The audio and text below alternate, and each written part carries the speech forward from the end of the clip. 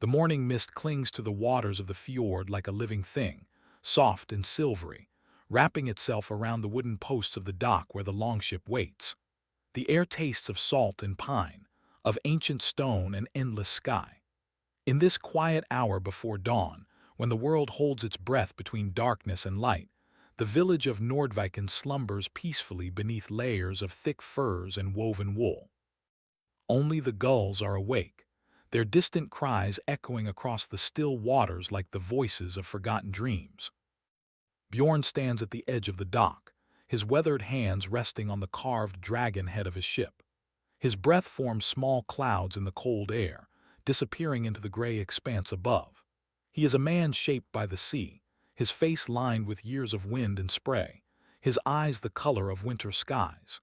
His beard, streaked with silver, is braided in the traditional way, adorned with small rings of bronze that catch what little light filters through the morning fog.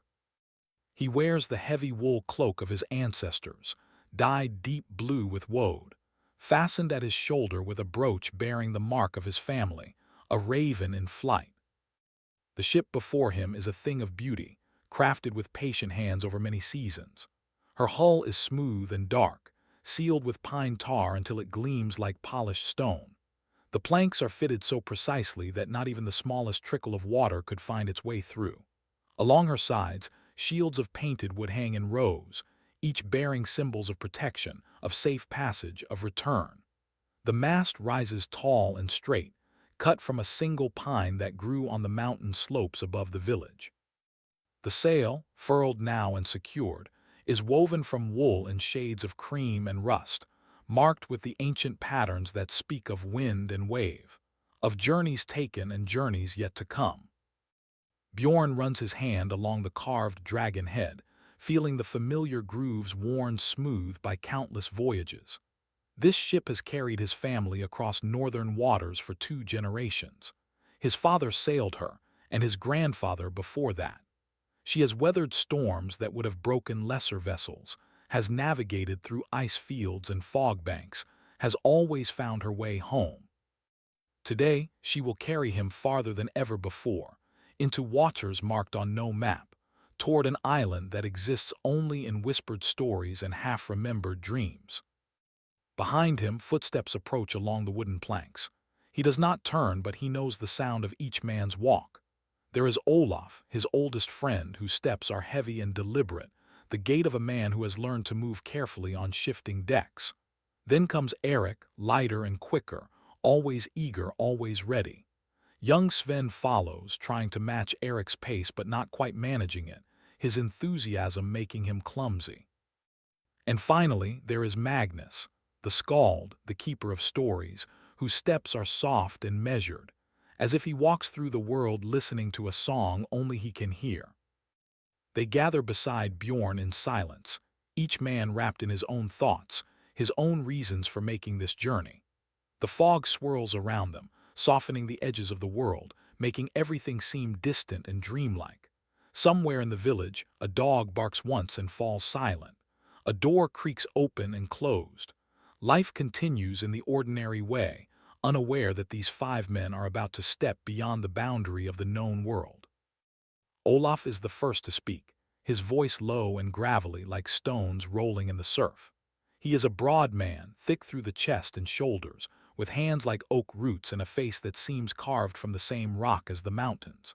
His hair, once black as a raven's wing, has turned iron gray, and he wears it long and loose, falling past his shoulders. He has sailed with Bjorn for more than 30 years, through calm and storm, through plenty and famine. There is no man Bjorn trusts more completely. Eric stands beside him, a sharp contrast in every way. He is young, barely 20 winters, with hair the color of summer wheat and eyes that burn with curiosity. He is lean and quick, always moving, always looking, as if the world might change in the moment he looks away. This is his first voyage beyond the familiar waters of the fjords, and his excitement radiates from him like heat from a fire. He shifts his weight from foot to foot, his fingers drumming against his thigh, barely containing the energy that flows through him. Sven is younger still, just 17, and this is his first true voyage. He is Eric's cousin, similar in coloring but softer somehow, less certain. He watches everything with wide eyes, trying to memorize each detail to prove himself worthy of a place among these seasoned travelers. His hands grip the strap of his pack so tightly that his knuckles have gone white. He wants desperately to appear calm, to show no fear, but Bjorn can see the tremor in his shoulders, the quick darting of his gaze. Magnus the Skald stands slightly apart from the others as he always does. He is a man of middle years, thin and angular, with sharp features, and eyes that seem to see through surfaces into the deeper truths beneath. His hair is brown shot through with threads of copper, pulled back from his face and bound with a leather cord. He carries no weapons save a small knife at his belt. Instead, he brings stories, songs, the memory of things that should not be forgotten.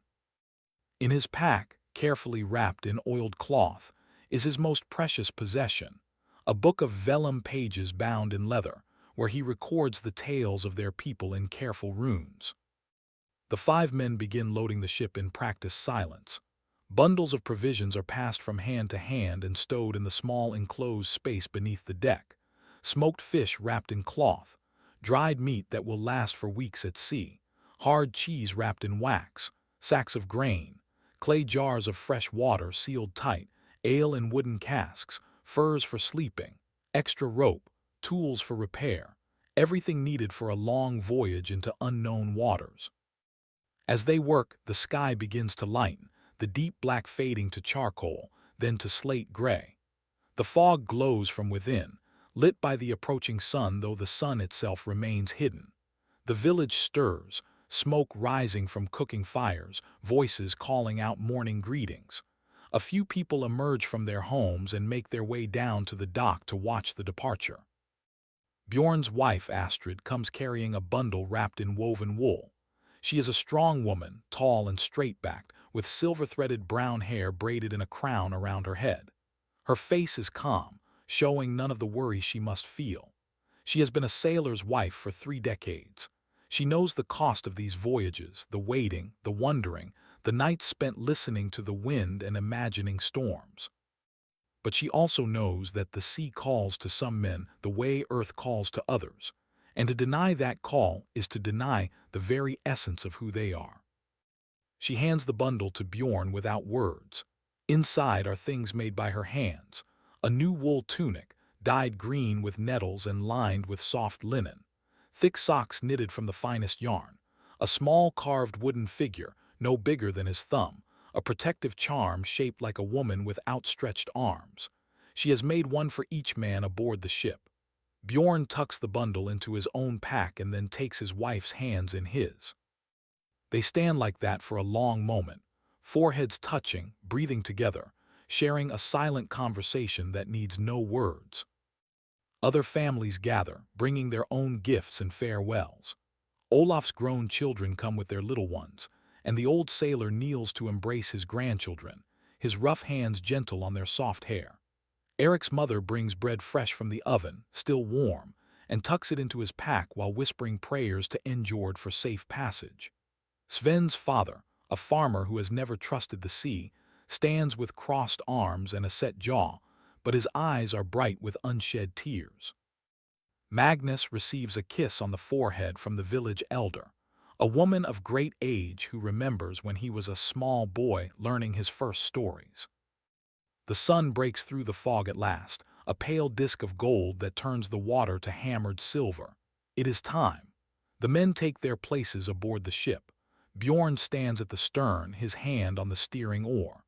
Olaf and Eric take positions at the oars, ready to row them out of the harbor. Sven sits beside Magnus amidships, trying to look useful, his hands gripping the side of the ship. The ropes are cast off. The ship drifts away from the dock, slowly at first, then faster as the oars bite into the water. The people on the shore raise their hands in farewell, their voices calling blessings and safe returns. The words float across the water, growing fainter as the distance increases. The ship glides through the still waters of the fjord, leaving a widening wake behind her, leaving the known world behind.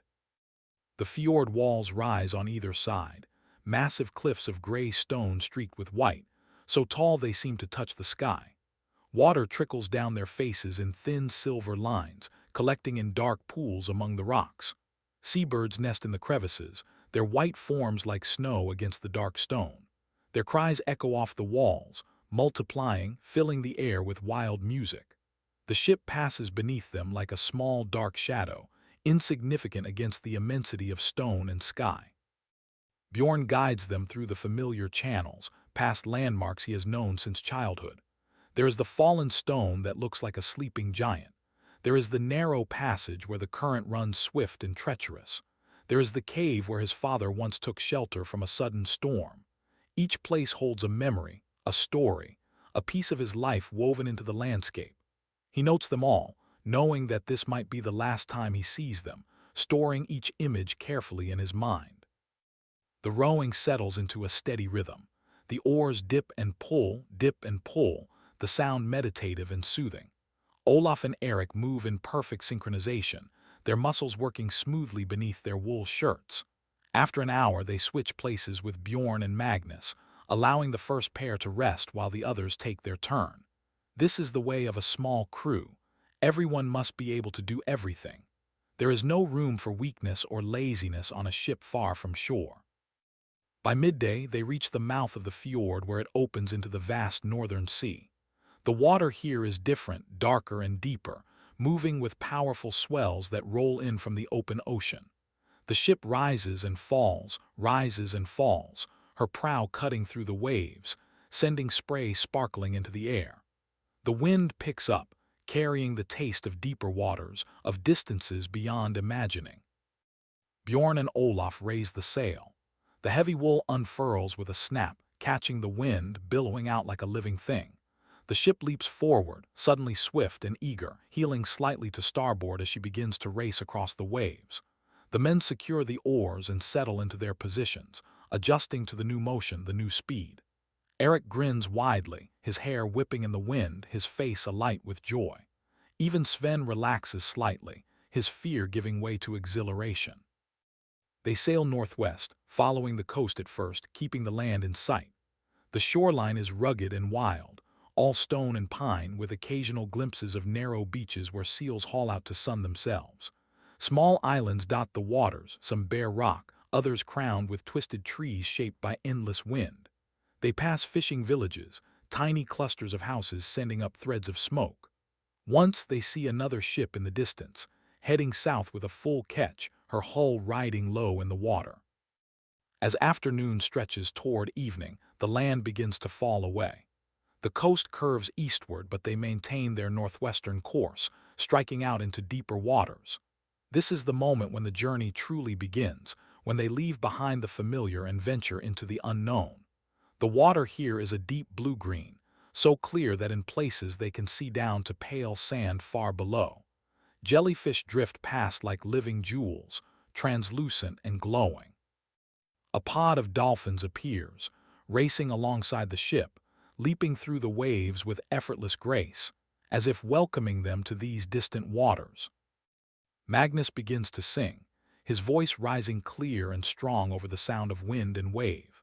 It is an old song, one every sailor knows, about a ship that sailed to the edge of the world and returned with tales of wonders. The others join in on the chorus, their voices blending, creating harmony that seems to spread out across the water, becoming part of the wind itself. The singing continues as the sun begins its slow descent toward the western horizon, painting the sky in shades of gold and amber and rose. When the first stars appear, Bjorn takes his bearings. He knows the stars as well as he knows the fjords of his homeland. That bright one there is the North Star, constant and unchanging, around which all others wheel. Those seven there form the great wagon pointing the way. He has a small carved wooden disc in his pack, marked with careful notations, a tool for finding direction even when clouds cover the sky. But tonight the sky is clear, and the stars are his guides. They sail through the night in shifts. Two men always awake, watching the sail, watching the sea, while the others sleep wrapped in furs beneath the small shelter amidships.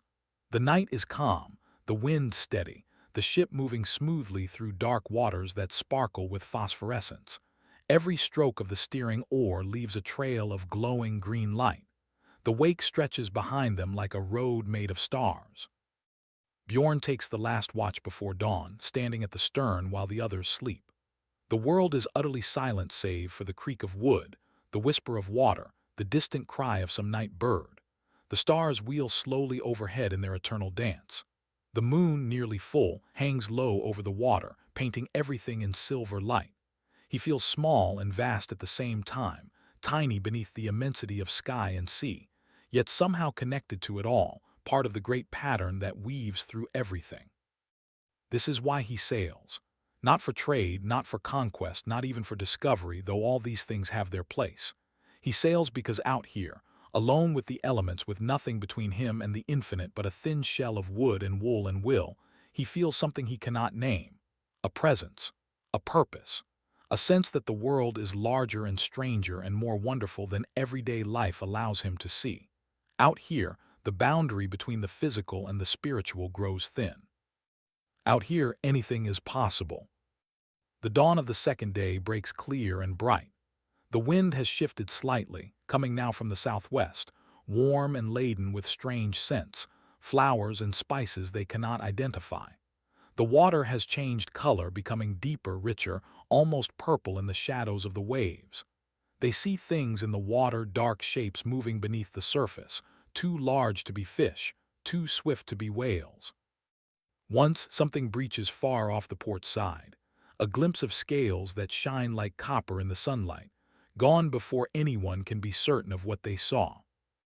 Eric and Sven take their turn at fishing, trailing lines behind the ship.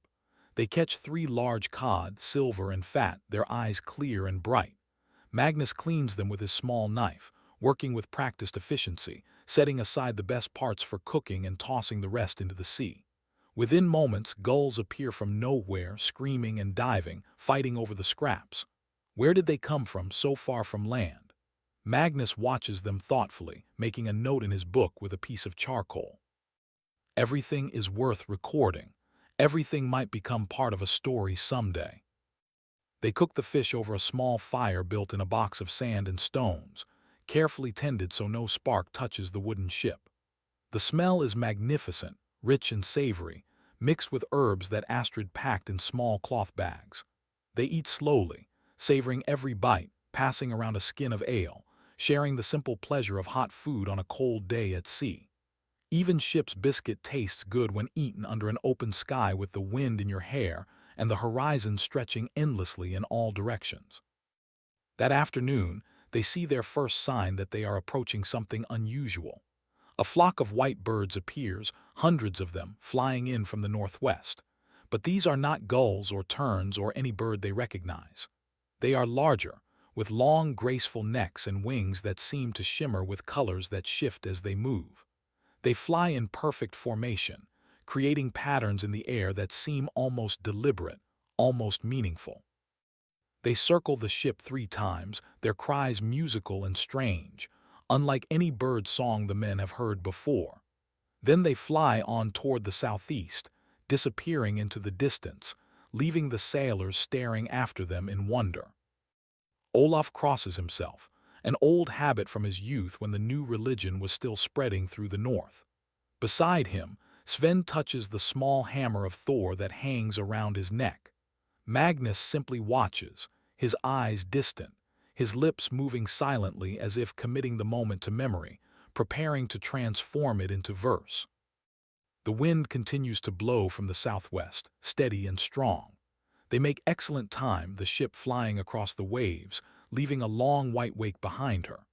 The sun arcs across the sky, and as it descends toward evening, the light takes on a quality they have never seen before, golden and thick, as if the air itself has become honey.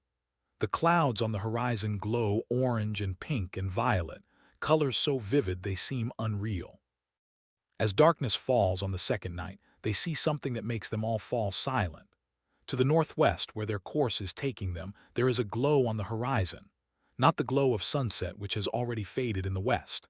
This is different, a pale greenish light that pulses softly, growing bright and then dim, bright and then dim, like the breathing of some vast sleeping creature. It illuminates the low clouds from beneath, creating a dome of luminescence that hovers over the dark water. Bjorn has heard of this phenomenon in old stories. The northern lights, the old ones called them the dance of spirits in the sky. But this is different. The lights he has seen before play high in the heavens, curtains of color rippling across the stars. This light comes from the sea itself, or from something on or near the sea. It marks their destination like a beacon, calling them forward. They sail on through the night, guided by that strange glow. The wind never falters, the stars wheel overhead, and the light grows slowly closer. No one sleeps now. They all stand watching, gripping the sides of the ship, afraid and excited and filled with a sense of approaching something momentous, something that will change them in ways they cannot yet comprehend. Just before dawn on the third day, the fog comes. It rolls in from nowhere, thick and white, swallowing the stars, swallowing the glow, swallowing everything beyond the ship's rails. The world shrinks to a small circle of gray water and white air. Sound becomes muffled and strange. The men's voices seem to come from far away even when they stand side by side. The ship moves through the fog like a ghost, leaving no wake, making no sound, as if they have passed out of the ordinary world into some other realm where the usual rules no longer apply. Bjorn grips the steering oar and holds their course by instinct and faith, trusting that the path he has chosen will lead them true. Olaf stands at the prow, peering into the whiteness, watching for rocks or sudden shallows. The others wait amidships, tense and silent, every sense straining to penetrate the fog, to find some clue to where they are and what lies ahead. Time loses meaning in the fog. Minutes stretch into hours or hours compress into minutes. There is no way to tell. The light grows gradually stronger as dawn comes, but it brings no clarity, only turns the fog from gray to white, makes it glow softly as if lit from within. They drift more than sail now, the wind having dropped to almost nothing, the ship moving slowly forward on current and momentum, carried by the tide toward whatever waits ahead. Then finally, Olaf's voice rings out, sharp with wonder and something close to fear. Land. The word echoes across the deck, barely louder than a whisper but carrying the weight of relief and trepidation in equal measure. Olaf stands rigid at the prow, one hand gripping the dragon's carved neck, the other pointing ahead into the fog. The others rush forward, crowding beside him, straining to see what he has seen. For a long moment there is nothing but white, and then, slowly, shapes begin to emerge from the mist like figures stepping through a veil. Dark cliffs rise from the water, towering and ancient, their faces covered in moss and hanging vines that drip with moisture. The stone is black, not the gray granite of their homeland but something darker, almost glassy, as if formed from cooled lava or night itself made solid. The cliffs are not smooth but broken and jagged, creating deep crevices and overhangs where shadows pool thick and impenetrable. At their base, the sea foams white against submerged rocks, creating patterns of swirling water that seem almost deliberate in their complexity. The fog clings to the island like a living thing, reluctant to release it fully to view. It flows in and out of the crevices, pours over the cliff tops like slow waterfalls, creates shifting walls that reveal and then conceal. Through the moving whiteness, they catch glimpses of what lies beyond. Trees, massive and ancient, their trunks thick as houses, their branches spreading wide and twisted into shapes that seem to reach and grasp. Somewhere inland, a bird calls, a sound that is almost but not quite like any bird they know, its cry hanging in the still air long after it should have faded. Bjorn steers the ship along the coast, moving slowly and carefully, searching for a safe place to land. The cliffs continue for what seems like miles, unbroken and forbidding. Then, gradually, they begin to lower, the black stone giving way to gray, and finally to white sand that gleams softly even in the muted light. A beach appears, curving gently into a protected cove where the water is calm and clear. Beyond the beach, the land rises gradually through tall grass and scattered trees toward the dark forest that covers the island's interior. This is where they will make landfall. Bjorn guides the ship into the cove, watching the water's color change from deep blue to turquoise to pale green as the depth decreases. When the keel scrapes softly against sand, Olaf and Eric leap over the side, landing in water that reaches their waists. They take the ropes and pull the ship farther up onto the beach, grunting with effort, their feet seeking purchase in the shifting sand.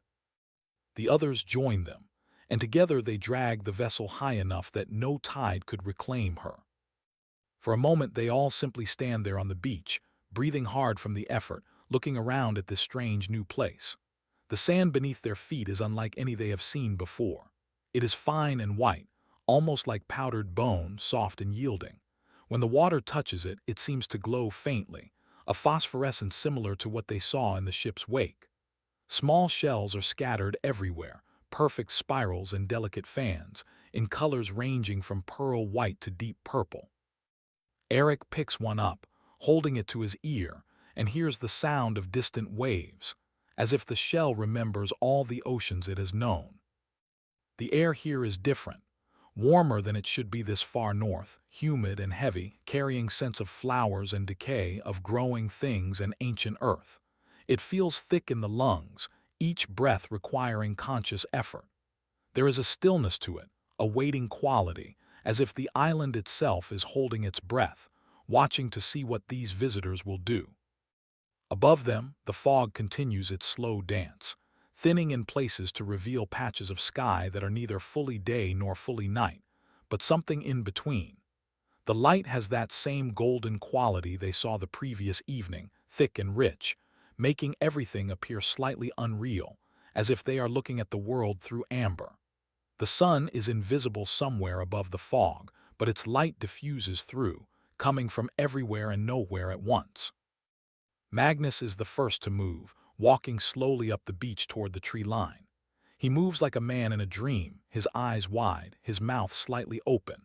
He stops at the edge of where the sand meets the grass and kneels down, running his hands through the growth. The grass is like silk, soft and cool, each blade perfectly formed. Among it grow flowers unlike any in the north, delicate blooms in shades of blue and silver, their petals translucent, seeming to glow from within.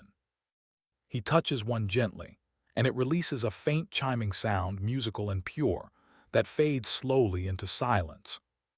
The others follow him, spreading out along the beach, each man drawn to explore, to touch, to try to understand this place that feels both welcoming and strange.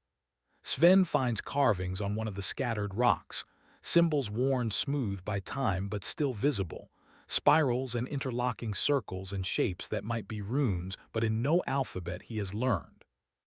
He traces them with his finger, feeling a warmth emanate from the stone, as if the symbols retain some of the energy of the hands that carved them centuries or millennia ago. Olaf discovers a stream flowing down from the forest, its water crystal clear and cold, tasting of minerals and stone. He cups his hands and drinks deeply, then fills their water skins, knowing that fresh water is life itself for sailors. The stream bed is lined with smooth stones that shine like jewels when wet, green and gold and deep red. He pockets a few of the prettiest ones, thinking of his grandchildren, imagining their delight at these treasures from the edge of the world. Bjorn stands at the center of the beach, turning slowly, taking in every detail, his sailor's instinct assessing and cataloging. The cove is well protected, the beach solid enough for the ship, the forest close enough for firewood but not so close as to make them feel trapped. There is food here, he can tell, fish in the clear water, birds in the trees, probably deer or other game in the forest depths. They could survive here for weeks if necessary, months even. But survival is not what they came for. They came seeking something else, something that the island's very presence seems to promise. He looks toward the forest and feels a pull, gentle but insistent, like a hand tugging at his sleeve. The trees stand tall and silent, their trunks covered in bark that appears almost silver in the strange light. Between them, shadows lie deep and mysterious, and faint paths wind away into the green dimness. He knows, with a certainty that comes from somewhere beyond logic, that whatever they seek lies within that forest, waiting to be found. They spend the afternoon making camp, working together with the easy efficiency of men who have performed these tasks 1,000 times. A fire pit is dug in the sand, and lined with stones from the beach. Driftwood is gathered, enough for several nights of burning. The tent is raised using the ship's oars and spare sail, creating a shelter large enough for all 5 men to sleep beneath. Provisions are brought from the ship and stored safely away from any animals that might come in the night. Fishing lines are set in the clear water of the cove. As they work, the fog begins to lift, slowly at first, then more rapidly, rolling back like a curtain being drawn. The island is revealed in all its strange beauty. The forest stretches inland as far as they can see, a sea of green broken by occasional clearings where massive stones stand upright, arranged in circles or lines, clearly placed by human hands in ages past. To the north, a mountain rises, not tall but steep, its peak wreathed in mist that never fully clears. To the south, the land seems to drop away into some kind of valley or depression, from which rises a faint luminescence, that same greenish glow they saw from the ship. The sky above is clear now, showing a color that is neither quite day nor quite night. The sun, when they finally glimpse it through breaks in the canopy, appears larger than it should, more orange than yellow, hanging lower in the sky than it would at this latitude and season. The shadows it casts are long and soft-edged, creating patterns across the sand that seem to shift and change even when nothing moves. Time feels different here, malleable, as if the usual progression from moment to moment has been suspended, replaced by something more fluid and strange. As evening approaches, though evening and afternoon are hard to distinguish in this place, they gather around the fire to share a meal.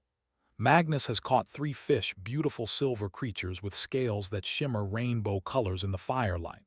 They roast them on sticks, the fat dripping and sizzling in the flames, filling the air with savory smoke.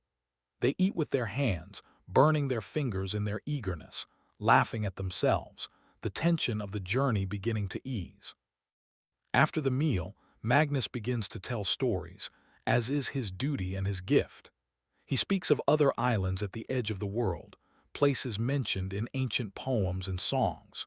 He tells of the island of glass where nothing can grow, of the island of eternal summer where people never age, of the island of ice where giants still dwell.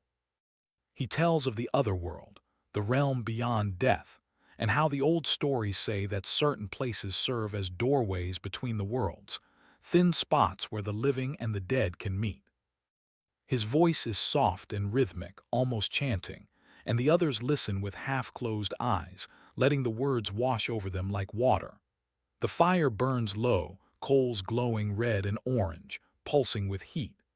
Beyond the circle of firelight, the darkness gathers thick and complete, a darkness that feels watchful rather than empty, as if unseen eyes observe them from the forest's edge.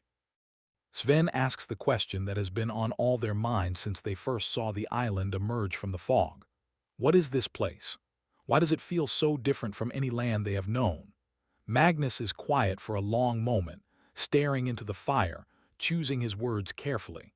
He speaks of belief and perception, of how certain places accumulate power over centuries, shaped by the thoughts and feelings of those who visit them. He speaks of how the boundary between physical and spiritual is not fixed but permeable, stronger in some places than others. He suggests that this island might be such a place, a threshold, a doorway standing open. Bjorn nods slowly, recognizing the truth in Magnus's words. He has felt it since they arrived, a sense of presence, of being watched not with hostility but with curiosity, perhaps even welcome. The island is alive in a way that goes beyond trees and grass and stone. It breathes, it waits, it remembers. They take turns keeping watch through the night, 2 men awake while the others sleep. The first watch passes peacefully, the fire crackling softly, the waves whispering against the sand. But during the second watch, as Eric and Sven sit side by side feeding small sticks to the flames, things begin to happen. Lights appear in the forest, small points of luminescence that drift between the trees like fireflies, but larger and brighter, moving with purpose rather than random wandering. They approach the edge of the clearing, coming almost to the boundary of the firelight, then retreat, then approach again, as if curious but cautious. Eric starts to stand, to move toward them, but Sven grabs his arm and holds him back. They watch together as the lights dance and weave, forming patterns that seem almost meaningful, almost like writing in an unknown script. After perhaps an hour, the lights fade and disappear, winking out one by one until darkness reclaims the forest. The two young men sit in silence, unsure of what they have witnessed, uncertain whether they should wake the others or keep this strange occurrence to themselves. When morning comes, or what passes for morning in this timeless place, the light returning gradually as the mist thins, they tell Bjorn and the others what they saw. Magnus immediately wants to explore the forest, to seek out the source of the lights. Bjorn agrees, but with caution. They will go together, all five of them, leaving nothing of value unguarded on the beach. They will take weapons, though Bjorn suspects weapons will be of little use against whatever dwells in those ancient trees. They will mark their path so they can find their way back. After a quick meal of dried meat and hard bread, they gather their belongings and prepare to enter the forest. Each man carries a pack with provisions for a day's journey, water skins filled from the stream, fire-making materials, and personal items they cannot bear to leave behind. Bjorn takes his father's knife, its handle carved from walrus ivory, its blade kept sharp enough to split hairs. Olaf carries a stout oak staff, worn smooth by years of use. Eric and Sven both wear short swords at their belts, more for comfort than from any real expectation of needing them. Magnus carries only his leather-bound book and his writing materials, his most precious possessions, the tools of his trade. The forest entrance is clear, a natural gap between two enormous trees whose roots spread across the ground like twisted serpents. The path beyond is faint but visible, worn by feet long ago, leading deeper into the green shadows. They pause at the threshold, each man taking a breath, steadying himself, and then they step forward into the cool dimness beneath the canopy.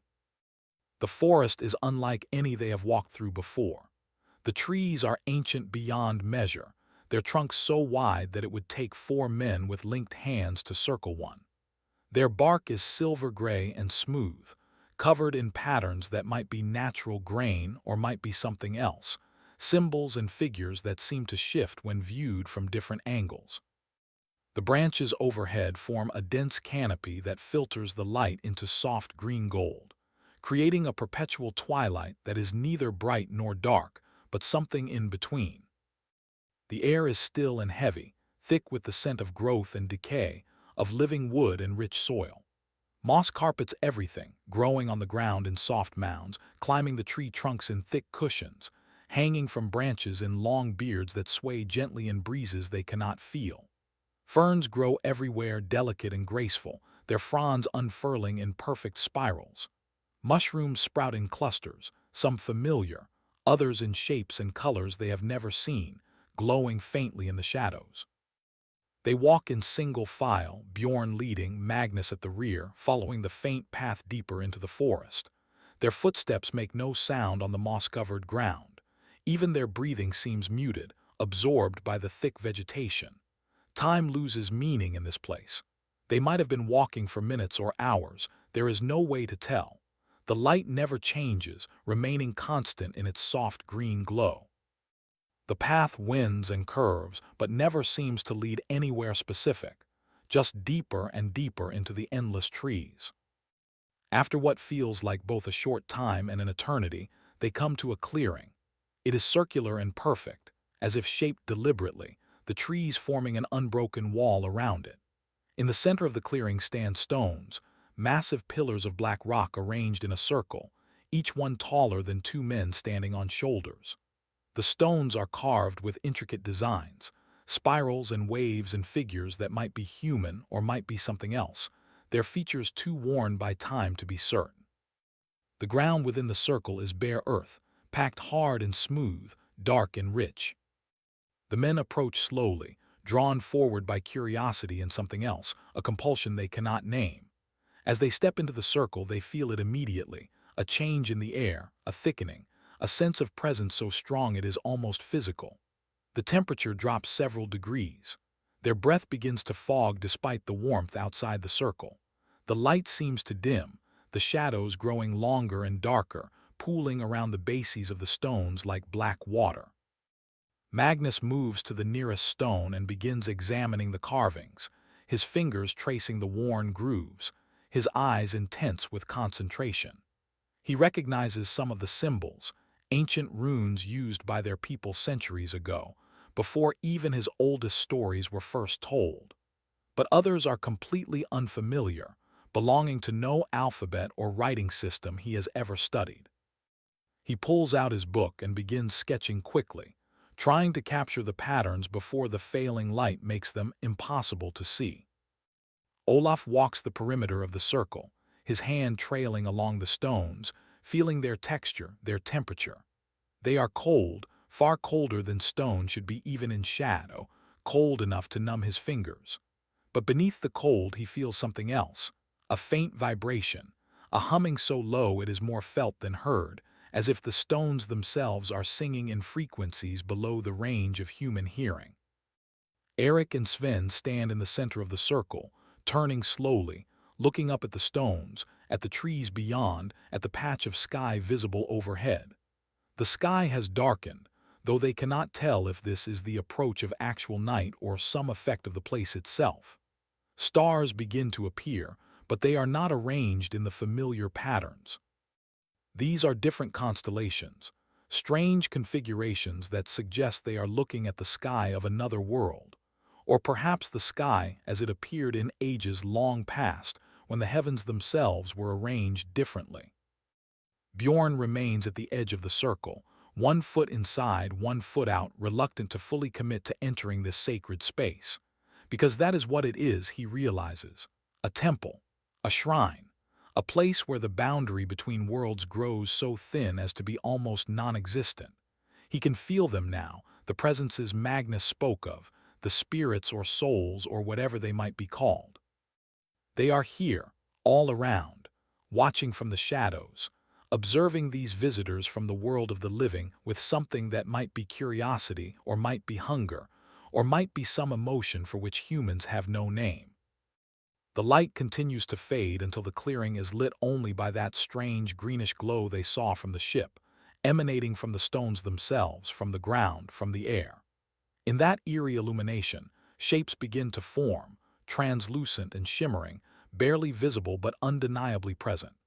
They are human in form but somehow incomplete, as if sketched in fog, their features indistinct, their movements slow and dreamlike. They drift around the circle, between the stones, paying no attention to the 5 living men who stand frozen in wonder and growing fear. The spirits move through the clearing like water flowing around stones, their forms shifting and reforming with each moment that passes. They are not frightening, Bjorn realizes with a strange sense of calm settling over him. They are simply there, existing in the same space but on a different plane, visible now because the veil between worlds has grown thin in this sacred place. Some appear more solid than others, their features clearer, their movements more deliberate. These, he understands somehow, are the ones who passed from life more recently, who still remember what it was to have form and weight and presence. Others are little more than wisps, faint suggestions of human shape that drift and dissipate like smoke, souls so ancient that even the memory of physical existence has faded from them. One of the spirits approaches Magnus, who stands transfixed beside the nearest stone, his book forgotten in his hands. The figure resolves itself into the shape of an old man, bent with age, his face lined with the wisdom of many years. He wears robes of a style Magnus has seen only in the most ancient carvings, and around his neck hangs a pendant in the shape of a sun wheel, symbol of the old ways before the new gods came from the south. The old man's lips move, and though no sound emerges that the ears can detect, Magnus hears the words clearly in his mind, each one resonating like a bell struck deep underground. Welcome, traveler, keeper of words. You have come far to reach this place. Do you know where you stand?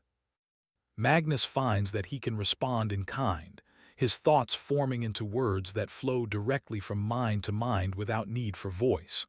I stand in a place between worlds, a threshold, a doorway, but I do not fully understand what that means. The old man smiles, an expression of infinite gentleness and infinite sorrow combined. This island exists in all times and no time. It is anchored to the physical world but extends into the realm beyond death. Here, the living and the dead can meet, can speak, can share memories and wisdom. It has been this way since before your people first learned to build ships, since before the first fires were lit in the great halls of the north. Some places are meant to serve as bridges. This is one such place. Around them, other spirits have approached the remaining men. Olaf finds himself face to face with a woman warrior, her hair bound in the intricate braids of a shield maiden, her eyes fierce and proud even in death. She studies him with an expression that might be approval, one fighter recognizing another. Eric is surrounded by young spirits, men and women who appear little older than himself, their forms flickering with an energy that suggests they passed from life before their time, before age could dim their vitality. They circle him like curious children, reaching out with translucent hands that pass through his solid flesh, trying to remember what it was to touch and be touched. Sven stands alone in the center of the circle, and to him comes a spirit different from the others. This one appears as a child, no more than 5 or 6 years old, with wide eyes and a solemn expression. The child takes Sven's hand, or seems to, and though Sven feels no physical contact, he feels something, a connection, a sharing of essence. The child's emotions flood through him, memories of a life cut short by illness, of loving parents left behind to grieve, of the terror and confusion of dying so young, of the long years since spent in this twilight realm, not fully departed but unable to return. Tears stream down Sven's face as he experiences these memories as if they were his own. He drops to his knees, bringing himself level with the child's spirit, and speaks aloud, though he knows the words will not be heard in the ordinary way. "You are not alone," he says, his voice thick with emotion. "You are remembered. You are loved. And someday, those who loved you will join you here, and you will be together again." The child smiles, a radiant expression of pure joy, and begins to fade, becoming more translucent, more peaceful, until nothing remains but a faint glow that lingers for a moment before dissipating entirely into the air. The other spirits pause in their movements, turning toward where the child was, and Bjorn understands that they have witnessed something significant. The child has moved on, passed fully through the threshold into whatever lies beyond, released at last from the waiting. The old man's spirit turns back to Magnus, his expression thoughtful. "You understand now. This place serves a purpose. The dead come here when they are not ready to move on, when something holds them to the world of the living. Unfinished business, as you might say. Love that was never spoken. Wrongs that were never righted. Truths that were never told. They remain here, neither fully in one world nor the other, until they are ready to release their hold on what was and accept what is." Magnus nods slowly, understanding flooding through him. "And the living can come here too," he says, "to speak with those who have gone before, to seek wisdom, to say goodbye. That is why your people built the ships, why they sailed these waters. That is why the old stories speak of islands where the dead dwell." Yes, the old man confirms, though few make the journey now. The new beliefs teach that death is an ending or a beginning, but not a transition. They say the dead are gone forever, beyond reach, that to seek them out is evil. But your people knew differently once. They understood that death is not a wall but a door, and in certain places, at certain times, that door can be opened. Bjorn steps fully into the circle now, his fear replaced by profound curiosity and something deeper, a yearning he has carried all his life without fully understanding it. His father died at sea when Bjorn was just a boy, taken by a sudden storm that came from nowhere, his ship lost with all hands. Bjorn never had the chance to say goodbye, never heard his father's final words, never knew if his father thought of him at the end. He speaks now, directing his words to the air, to the gathering of spirits, to any who might hear and respond. "I seek my father, Ragnar, son of Eric. He was lost to the sea 15 years ago. If his spirit dwells here, I would speak with him." For a long moment, nothing happens. The spirits continue their slow drifting, paying no attention to his plea. Then gradually the others draw back, creating a clear space in the center of the circle. A new form begins to materialize, growing more solid with each passing moment. He is a tall man, broad-shouldered, with a thick beard and eyes the same winter sky blue as Bjorn's own. He wears the simple wool tunic and leather belt of a working sailor, and around his neck hangs the family brooch that Bjorn now wears on his own cloak. They stand facing each other, father and son, separated by 15 years and the boundary between life and death, yet closer now than they have been since that last morning when Ragnar sailed away into a storm that would claim his life. Words flood through Bjorn's mind, not his own thoughts but his father's, memories and emotions and all the things that were left unsaid in life. I am proud of you, my son. I have watched from this place as you grew into a man, as you became a sailor and a leader, as you honored our family name. I died with your face in my mind, with love for you in my heart. Do not grieve for me. The sea took me, but it also gave me to this place where I can wait until you join me someday, far in the future, after a long life well lived. Bjorn cannot speak, his throat closed tight with emotion. He can only stand and receive these gifts, these words he has needed for 15 years, these assurances that he was loved, that his father's death was not his fault, that all is as it should be. Tears run freely down his face, but they are tears of relief and release rather than sorrow. His father's spirit reaches out, and though the hand passes through Bjorn's chest without touching in any physical sense, Bjorn feels it nonetheless, feels the love and blessing that flows from father to son, feels the connection that death cannot truly sever. Then, like the child before him, his father begins to fade, his purpose fulfilled, his message delivered. He grows translucent and peaceful, a slight smile on his weathered face, and then he is gone, passed on to whatever lies beyond this threshold place. The others have their own encounters now, each man facing spirits that have sought them out, or that they have called forth through need or longing. Olaf speaks with his own father, a gruff man who was hard on him in life but who expresses now the pride he could never articulate while living. Eric meets a grandmother he never knew, who died before he was born, who tells him stories of the family history and warns him of dangers yet to come. Magnus is surrounded by skalds from ages past, poets and story-keepers who share with him verses and songs that have been lost to the living world for centuries, gifts of inestimable value that he frantically tries to record in his book. The night deepens around them, though in this place night and day have little meaning. The green glow intensifies, pulsing gently like a heartbeat, filling the circle with light that makes the spirits more visible, more present. More and more of them arrive, drawn by the living men's presence, eager to communicate, to share their stories, to ease the burden of waiting by connecting one more time with the world they left behind.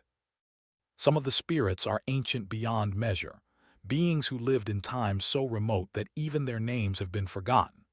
They appear as little more than impressions, vague suggestions of human form, but the wisdom they carry is immense and profound.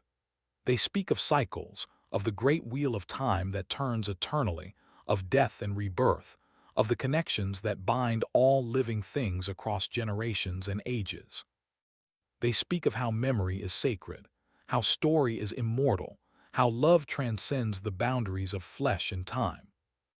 Magnus writes furiously, his hands moving across the vellum pages in the faint light, capturing as much as he can, knowing that he will never be able to record everything but determined to preserve what he can.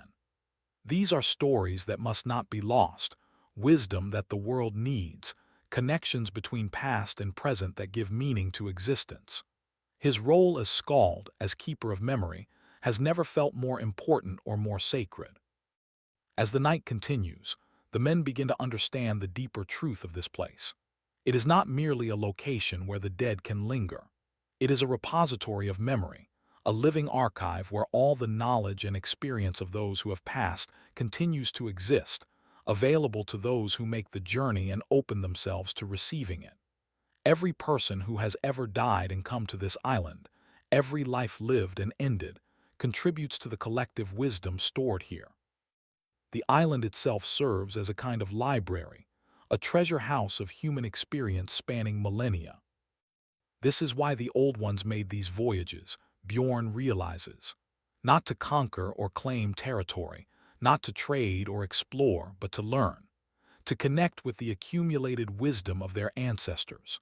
To understand that death is not an ending but a transformation, and that those who came before are never truly gone as long as their memories are preserved and honored.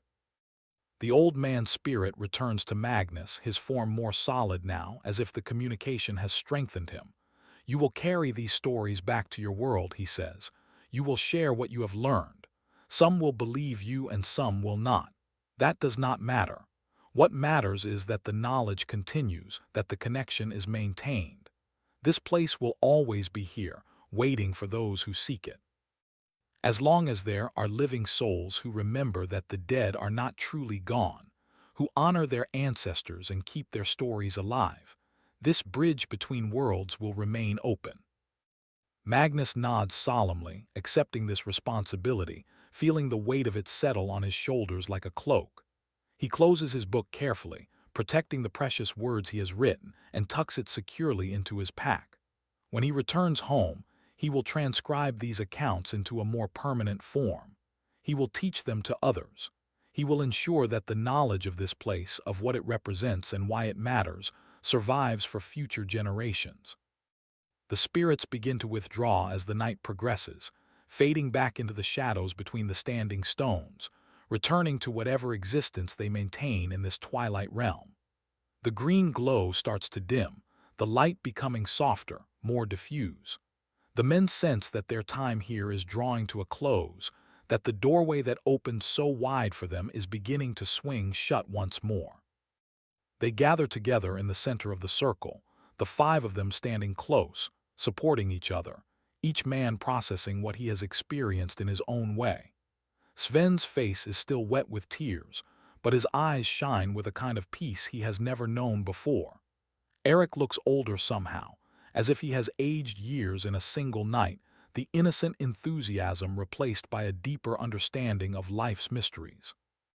Olaf stands straight and tall, his shoulders squared, the burden of old regrets lifted at last. Magnus clutches his pack tightly, protective of the treasures it contains, and Bjorn feels light, unburdened, free of the grief and guilt he has carried for 15 years. They do not speak as they leave the circle, walking back along the path through the forest in single file. The journey back seems much shorter than the journey in, as if the island has contracted now that their purpose has been fulfilled. The trees thin gradually, the green light of the canopy giving way to the softer glow of early dawn. They emerge from the forest onto the beach where their ship waits, exactly as they left it, though they cannot say how long they have been gone. It might have been a single night or many nights. Time operates differently in the places between worlds. The fog has returned, lying thick over the water, muffling sound, softening edges. They work quietly to prepare the ship for departure, loading their packs, checking the rigging, making ready to sail. No one suggests staying longer. They have received what they came for, though they did not know what that was when they began the journey. To remain longer would be to overstay their welcome, to risk disturbing the delicate balance that allows this place to exist. As they push the ship back into the water, as they raise the sail and feel the wind catch, as they turn the prow toward home, each man takes a final look at the island. It is already fading into the fog, becoming indistinct, dreamlike.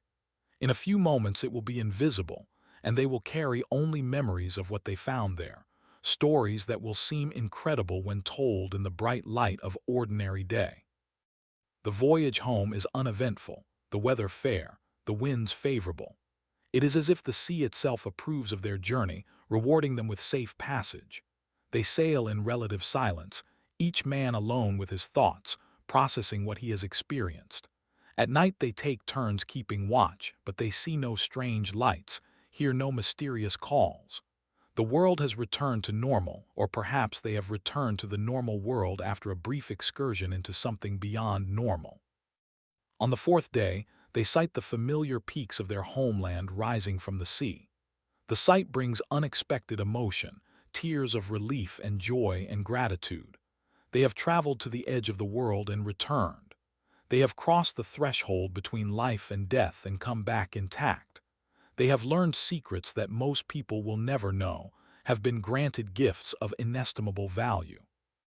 As they sail into their home fjord, as the village comes into view with smoke rising from cooking fires and people going about their daily tasks, they begin to understand the challenge that lies ahead. How do they speak of what they have seen and experienced? How do they convey the reality of a place that exists partially outside of reality? How do they describe encounters with spirits to people who have been taught that such things are impossible or evil? Magnus will write it all down, of course. He will create a saga, a long poem in the traditional style, that tells their story in words that honor both truth and mystery. He will teach it to others, and those others will teach it to still more, and the story will spread like ripples across water. Some will dismiss it as fantasy, the imaginings of men who spent too long at sea. Others will hear the truth beneath the words and will be changed by it.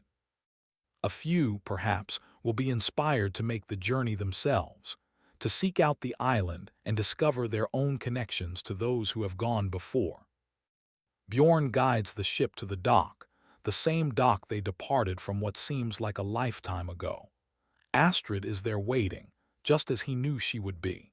When he steps onto the solid wood of the pier, when she embraces him and he breathes in her familiar scent, he realizes that he has been given a gift beyond measure. He knows now with absolute certainty that when his own time comes to pass through that final doorway, when he takes his last breath and leaves this world behind, she will be waiting for him on the other side. Death no longer holds any terror. It is simply a transition, a change of state, a crossing from one room into another in the great house of existence.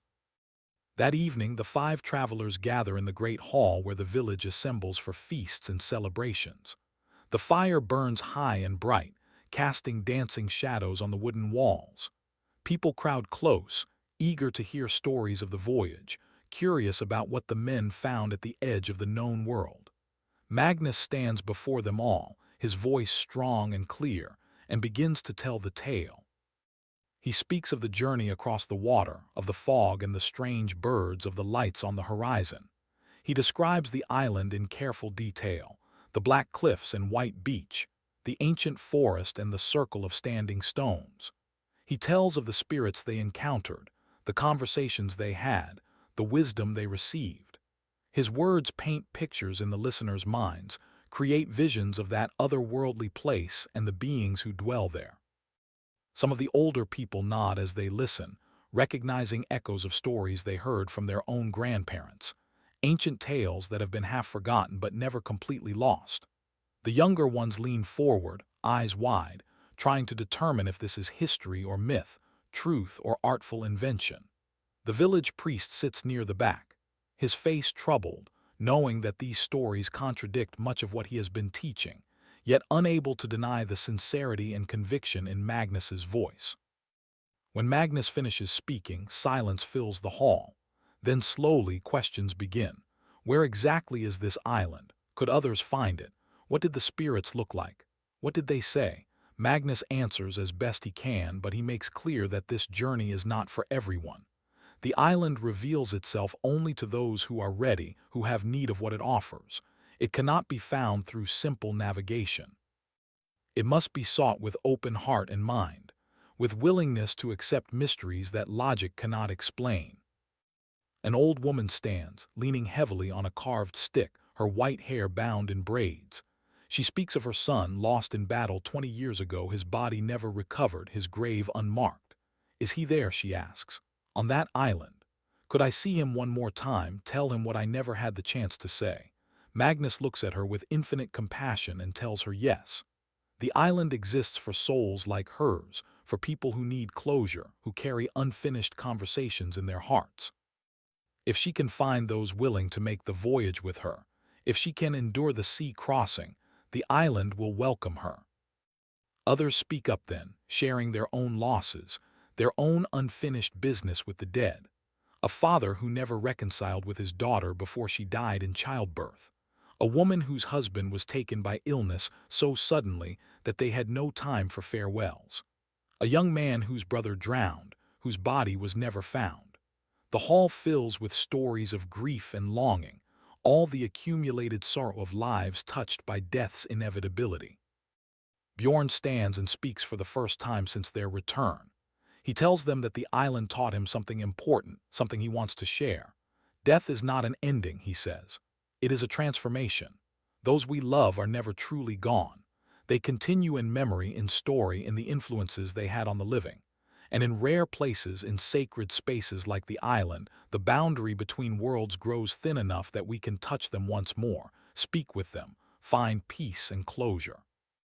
He tells them about his father, about the words they exchanged, the blessing he received. He speaks of the relief and release he felt, the burden of 15 years of grief lifting from his shoulders. He says that everyone carries such burdens, such unfinished business with death, and that this is natural and right. What matters is not avoiding grief but finding ways to process it, to honor it, to eventually release it so that life can continue. The village listens, absorbing these words, considering their implications. Slowly, gradually, understanding begins to spread through the gathered people. They see that what the travelers experienced was not something strange or frightening or evil. It was sacred. It was healing. It was a gift. In the days that follow, life returns to normal in most ways. The men resume their usual occupations, fishing and farming and tending to the 1,000 tasks that sustain a village.